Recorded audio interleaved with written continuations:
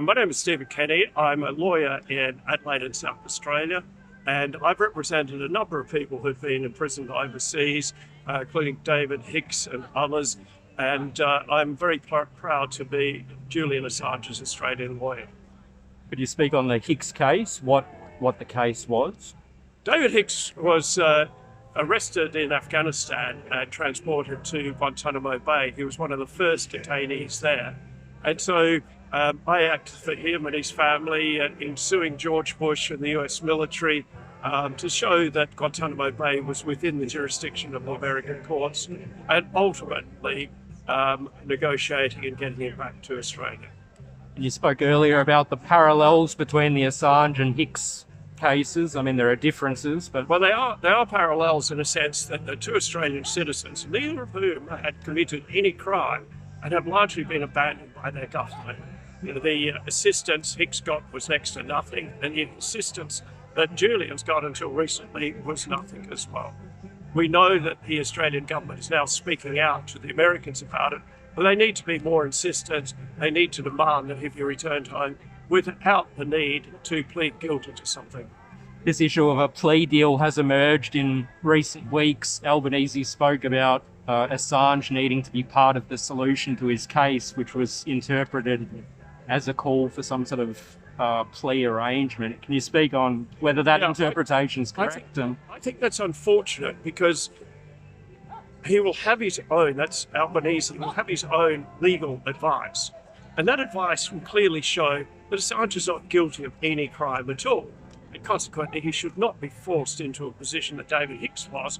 After years of solitary confinement, he was forced into a plea to get out of Guantanamo Bay.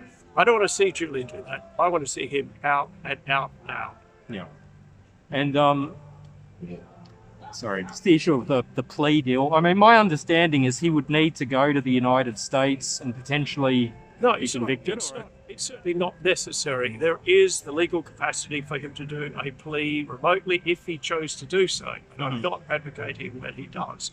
But we have seen an American employee, whether it was the Secret Service or whatever she was for, who was involved in a car accident where a person was killed in the UK.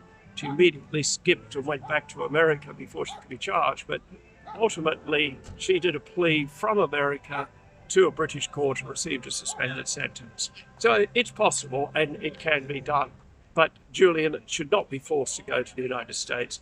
He has a grave fear, and they are serious fears about his safety in America.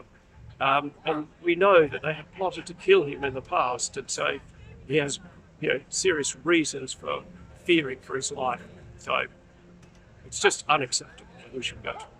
And do you see a relationship between this prosecution and the escalating militarism that we're seeing? I mean, the AUKUS submarine... Well, yes, it's most unfortunate, really. And the problem we have is that if we don't have people telling us the truth, like Chelsea Manning, and people who are willing to be the publisher of the truth, and like Julian Assange, then we are going to be ignorant. And our democracy really is at stake. The lifting of penalties against protesters who ultimately were right in what they were protesting about. The use of police on protesters and demonstrators is becoming completely unacceptable. Yeah.